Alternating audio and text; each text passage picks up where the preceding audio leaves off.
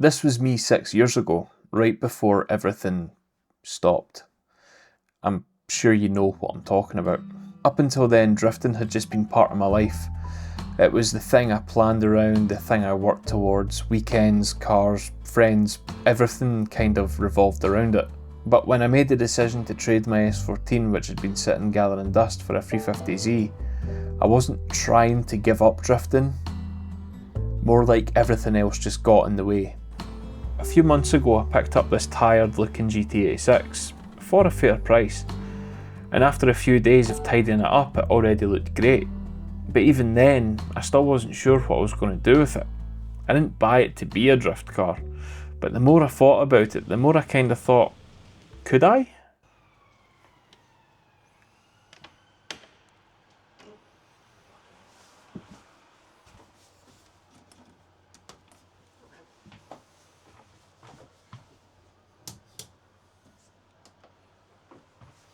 Okay, so to even get on track, we need a bucket seat and harness. So not only is this one of Driftland's rules, but it will keep me secure in the car and help me drive way more consistent.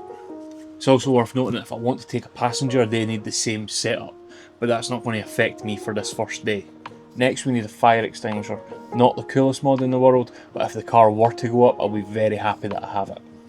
And the final thing we need is a pair of tow straps. This is fairly self-explanatory, but the rules state that without them, the staff will use any means necessary to get the car off the track, and to be honest, I'd rather avoid that. The car was now Driftland compliant, and I wanted to take it for a quick drive, and it felt okay. That's when I decided to go a little bit more drift car than I had intended to. This is a GK Tech bolt-on angle kit, and it will give me around 20 degrees more steering angle, which is good because the GT86 stock steering angle sucks. I had no clue what I was doing here, and to be honest, halfway through I got annoyed and stopped recording. But GK Tech have a great tutorial, so if you ever find yourself doing this install, just watch that. So it's currently 8:30 on a Sunday morning and we're on our way to Driftland, and the anxiety is hitting hard. Stopped at the local Tesco and got ourselves some lunch and some drinks because they're very important at drift days. I always got anxious before drift days, so it's nice to see some things never change, but I'm almost always anxious nowadays. Driving the car at the track was something entirely new for me. I've always had trailers, so it added a whole new level. Every little noise I was convinced the car was about to break and I was going to be stranded on the side of the road. And I hadn't even got off the motorway yet. When I arrived I got signed in and got the driver's briefing out of the way.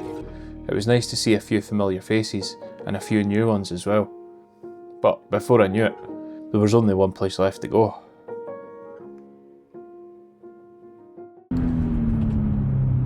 First few runs I took it easy, relying heavily on the handbrake. Mainly I was trying to feel out the grip and how the car would react to my inputs. The S14 was always really forgiving, and a little bit more throttle would usually fix most mistakes.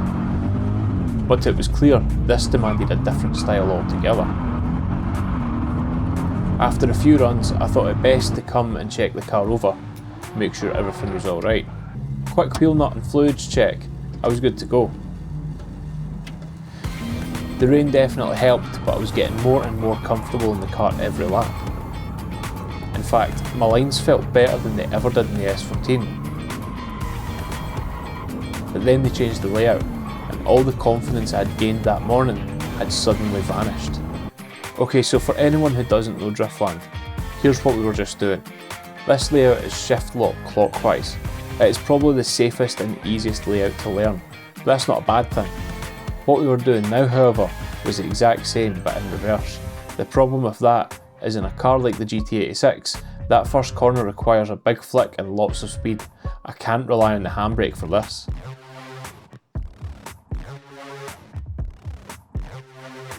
And I could not get it right.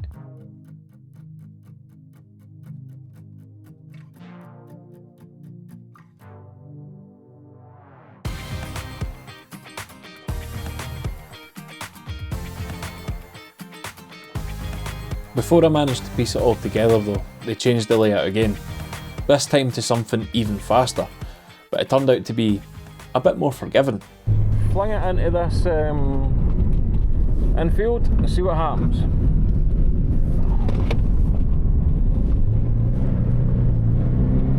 It still needed that big flick entry, which is incredibly satisfying, but you quickly have to transition into the middle of the track before transitioning again onto the last corner, getting as wide as you can and as close to the wall as possible on exit. All day I had been enjoying myself, but this was fun. This was the feeling I remember, being absolutely flat out, throwing your car towards the grass verge. Honestly, as crazy as it sounds, you can't beat that feeling. And I did it again.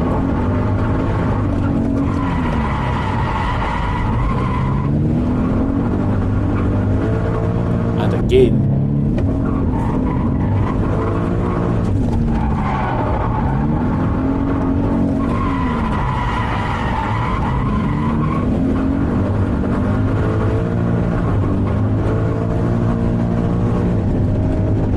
And again.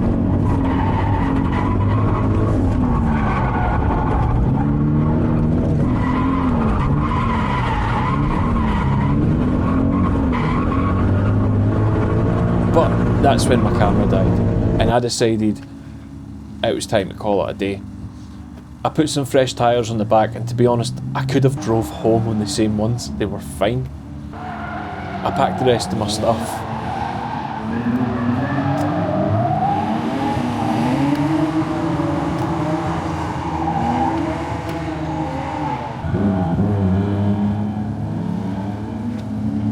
And I was on my way. I couldn't get over it. A full drift day and now I'm just driving home like nothing had happened. The car was quiet, composed and comfy. I didn't have to screw about with trailers or ratchet straps. Just jump in the car and go. It was great.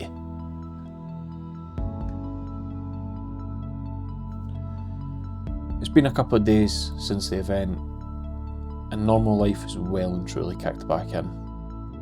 I'm really glad I pushed myself to do this. The car's been absolutely fine. I've driven it every day since, and honestly, I'm totally in love with it. I wasn't expecting much from it. If anything, I was going in with quite low expectations, but it totally surprised me. And I think that's probably the takeaway for me here.